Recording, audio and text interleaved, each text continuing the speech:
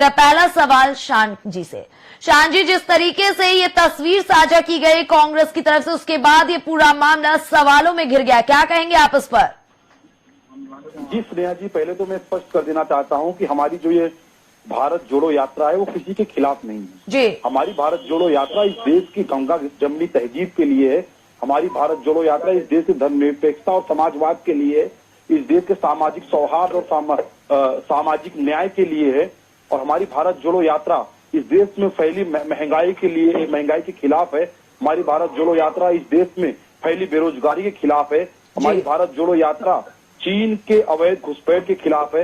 हमारी भारत जोड़ो यात्रा सार्वजनिक और सरकारी संपत्तियों की बिक्री के खिलाफ है। ऐसी तमाम समस्याएं जिससे आज हमारा भारत टूट रहा है, जिससे आज हमारे भारत के नागरिक जूझ रहे हैं, इन तमाम मुद्दों को लेकर हम भारत जोड़ो यात्रा लेकर निकले हुए हैं।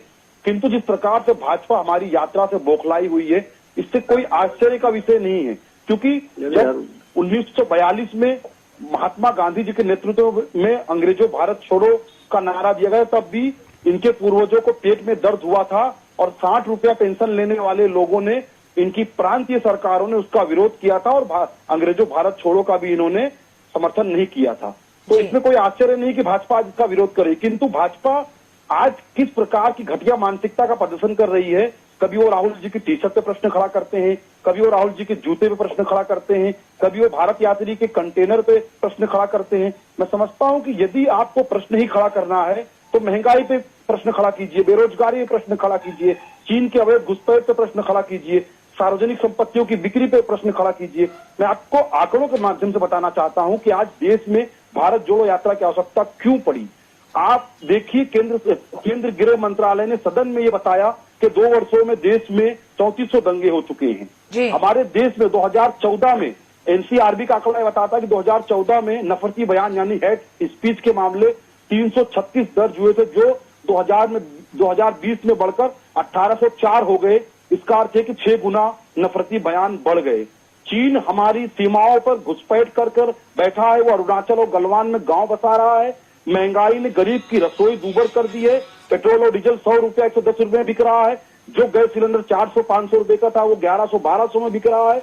मोदी जी सत्ता में आए थे ये नारा देकर कि बहुत हुई महंगाई की मार, अब की बार मोदी सरकार, किंतु आज गरीब महंगाई से करा रहा है और मोदी जी को कोई चिंता नहीं है। उसके बाद आप आज ये सरकारी उपक्रमों की बिक्री पर आज देखिए, तमाम सरकारी उपक्रम, चाहे वो हवाई अड्डा हो, चाहे वो रेल हो, कोई भी उपक्रम हो, चाहे वो बीमा कंपनी हो, मोदी सरकार एक सेल लगाकर उसको बेच रही है। आज देश की तमाम सार्वजनिक संपत्तियों को बेचकर इस देश को कंगाल किया जा रहा है और ये पूरा देश और पूरा विश्व देख रहा है कैसे एक देश का सबसे बड़ा कर्जदार विश्व का तीसरा सबसे बड़ा धनी बन गया। तो हमारी जो यात्रा है वो इन मुद्दों पे आधारित है, किंतु भाजपा इससे बौखला गई है।